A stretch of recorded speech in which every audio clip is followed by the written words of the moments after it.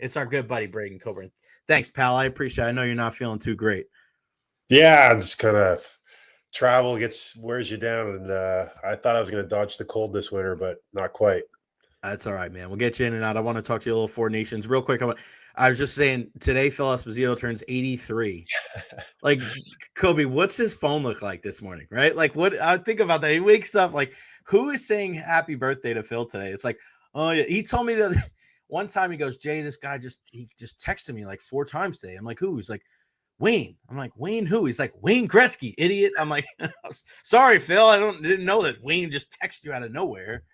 He is, he is an absolute gem and like a living legend. And I didn't really realize kind of his level of celebrity in his heyday until I got talking to my grandparents, and they were like, Phil Esposito was just on a different level. Like he was a true rock star, a true celebrity, not just in the hockey world, but in the United States in general. Mm-hmm. Yeah, he's nuts, man. Doing the Fidel Sassoon commercials and all these things. I see like old commercials when I go visit my parents in New York, and they're like, check this out from Phil. I'm like, oh my God, look at that head of hair. It is wild. Kobe, I had a very passionate rant earlier this week because another broadcaster said that these are some meaningless games, and it would suck to see any of these NHL players get hurt in a meaningless game. Kobe, tonight, 8:00. Anybody toe in the ice tonight thinking that's a meaningless game? There's no way. I just think this rivalry is, for me, I remember 1990, 96, the World Cup of Hockey. And what did that mean? What does that mean? It means civic pride. It means national pride. It's U.S. versus Canada. It's something just, I don't think you can put a cup on it or a title on it or whatever it is.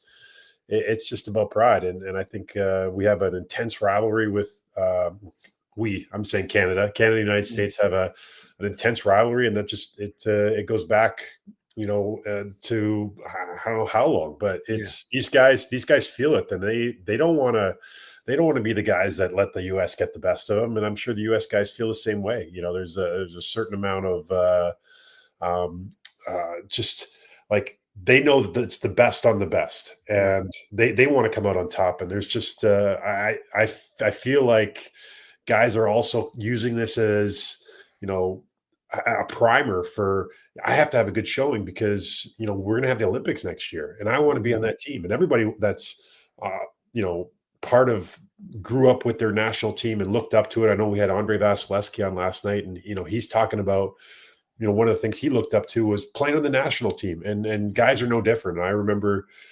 seeing Mark Crawford and when those guys were in Nagano, and Wayne Gretzky was in the shootout, and Dominic Hasek that won the gold medal for them. And it was just like, there's something else about this. And it's just, I feel like saying this is meaningless is really, it's silly because you can tell it means something to these guys, just the way that the back and forth has been. And this one, for whatever reason, has a little bit more feel to it, whether there's some geopolitical stuff kind of going on with, the way the tariffs have kind of been received in Canada and all that stuff. But, it's, I know that I'm looking forward to it. And man, I feel like there's like an energy about this amongst people that I don't even know. Like, last week we wanted to talk about hockey. You're sitting there getting coffee, and your two most unexpected people hey, did you see that Canada US game? And I can't wait to that game. Like there's a buzz about it, and I'm looking forward to it. And I think that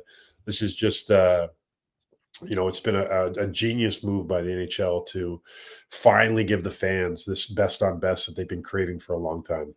Yeah, Kobe, I look at these two teams, and going into the entire tournament, you're looking at the makeup of the rosters, and you look at the top end talent that Canada has. You can't take away from them. And any team with McDavid, McKinnon, and Makar on are probably going to be your favorites. But when you look at the whole roster of the U.S., and I look at the top guys, right? I look at the fact that Matthew and Brady Tkachuk are top 6 forwards, and they were the guys that were throwing the gloves, right? So it's kind of, I wonder how that's going to play out tonight, because you and I both know it's not always the players. It's never the players. It's the team that wins. I just feel like the U.S. is constructed in a way where, a tournament like this may behoove them being a little bit deeper and having more of a grinded out style. How do you think it's going to play out tonight with that? It's almost like a fight, right? Styles make matchups, and there's kind of two different styles in this one. Well, when these rosters were announced, the first thing that jumped out at me right away was the U.S. defense and goaltending. I think that they're on a different level than the Canadians. I think that D core that they have, and even three deep in the U.S. I think Canada would have took any three of those goalies. Mm-hmm. Not to say that Jordan Bennington, Stanley Cup winner, is a slouch by any means, but I feel like that's definitely an area where the U.S. has a lot more depth. I feel like their defense is just maybe a little bit, if they're A1, maybe Canada's A2. They do have the edge in that department. Being Canada, having a McDavid and McKinnon, that is different. But, in these one-off tournaments, you can have guys that can defend and skate like the defense on the USA team. They have I feel like there's just an edge there. And that was the one part that I was nervous for Canada when I saw everything kind of shake down. And I don't know how things are going to turn out tonight. I feel like there's going to be a lot of excitement. I feel like there's a lot of up and down, and it's going to be a patient game. It really is. I think, they're going to get a chance to finally see how the U.S. was playing, and U.S. is going to get a chance to see how the Canada had structured and how they were going to play. So it might be a little bit more measured at the beginning, but I feel like as this game moves along, just the speed that these guys play with is going to be fun to watch. How good is Jacob Slavin? I mean, this is a guy that I think, you look at him, Makar, everybody says Makar's the best defenseman, and they say that, yes, because of, the offense that he brings. But, I mean, for the last 5 or 6 years, I've looked at this guy and I go, I don't know if he's made a mistake, like, ever. You know what I mean? I know it's exaggerating, but, like, watch him with Carolina, watch him play for Team USA. It's like when he needs to flip the puck high and get it out, he does it. When he has to make a short pass to a guy, he does it. When he wraps the puck around the boards, he does it. When he needs to be physical, when he needs to use a stick, like, he makes the right decision every single time. He's certainly one of the more underrated players outside of Carolina. They know how good he is. But, Kobe, when you watch a guy as steady as that, I mean, there's no secret that when anything goes down his side, it usually goes right back the other way. Well, he's been well coached. Rob Brindamore is a hell of a coach. He knows what he's doing there. He's been a homegrown talent for them.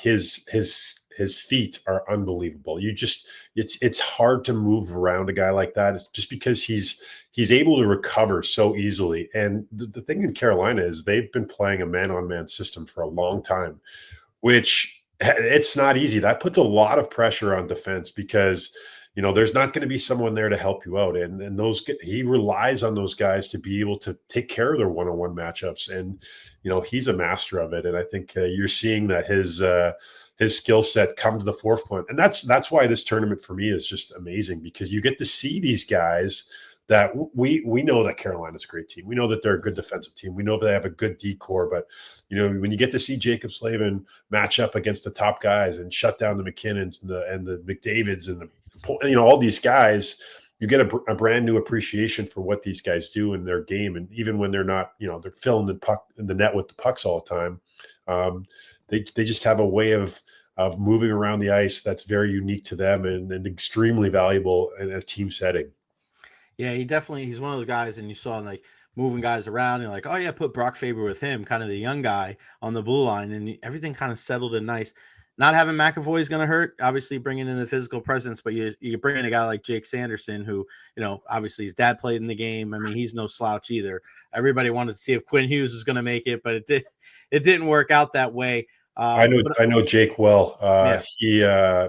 I played with his dad. Oh, wow. And we spent a lot of time together in the summertime, and I spent some time with Jake, and just a heck of a kid, and just a guy that works. And he's going to be, I truly believe he's going to be just a true superstar in this league. He's just finding his groove. He was the youngest player in his draft class.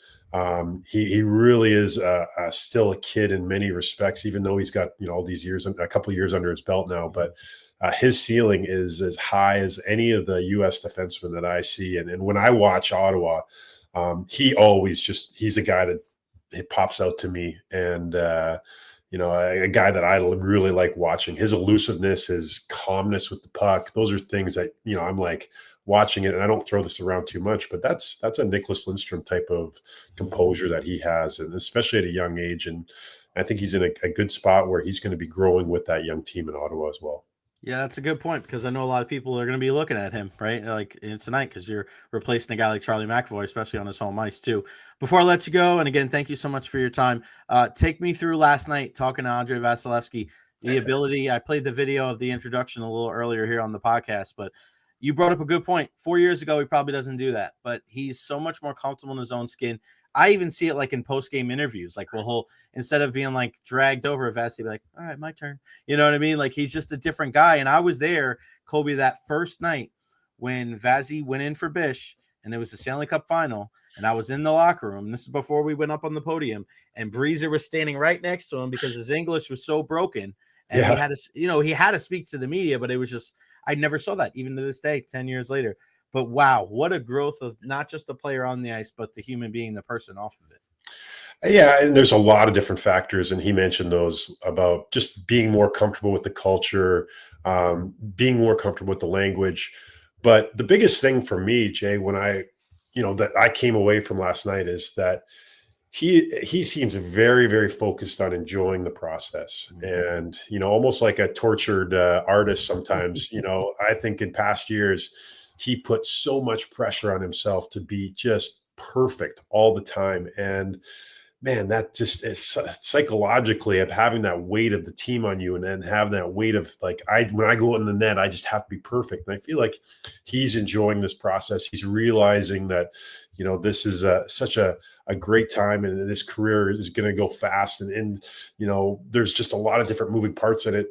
I think he's embracing this opportunity to sit back and just kind of bask in what he's already accomplished, and really kind of appreciate what's ahead in the road for him. And we heard him like he's a competitor through and through, and it's tough when you play a game and you can't sleep the next night or that night because your brain you can't turn your brain off. I think he's taken a real big effort to try to make sure that, hey, maybe this isn't sustainable. What do I have to do to make sure that I can be a top goalie like Marty Brodeur and play into my 40s? He's 30 years old now. That's 10 years down the road. If you're not sleeping at night, then you're playing 50, 60 games a year. There's going to be some problems. And he, like I said, he's a guy that he figures out in his game, what's my weakness? What do I got to improve? And I think he's realized that physically, he's just on a different level. Athletically, he's on a different level. He's got the experience of a top elite goaltender now he's just got to figure out a little bit of that psychological part. And I thought that was just really, really insightful for him to say that. And then to mention Cooch, about one of the guys that's been the most instrumental in helping him craft that mental side of the game, and Cooch, and being able to say, like, you know what, sometimes maybe I'll just got to take a step back. Maybe I don't need to fly off the handles and get really upset, and just kind of, refocus and not make the highs high and the lows super low, and kind of stay in that nice steady part. And that's just the evolution of Andre Vasilevsky that we're seeing, and one of the things that makes him a world-class goaltender, and maybe the best all time. Yeah, it's funny too. That was the classic Nikita Kucherov, do as I say, but don't do as I do kind of thing, because Kuch still does that, which is funny. But hey, who's to tell him that he's wrong? He's consistently one of the best players in the NHL. Braydon Coburn, the one and only, the Stanley Cup champ. Thanks, brother. I know you don't feel 100%. So great to see you every Wednesday. I'll see you next Wednesday too, because we got another fun Lightning Block Party Live. That should be fun. And I know this Sunday you're doing that or Saturday with Greg, right?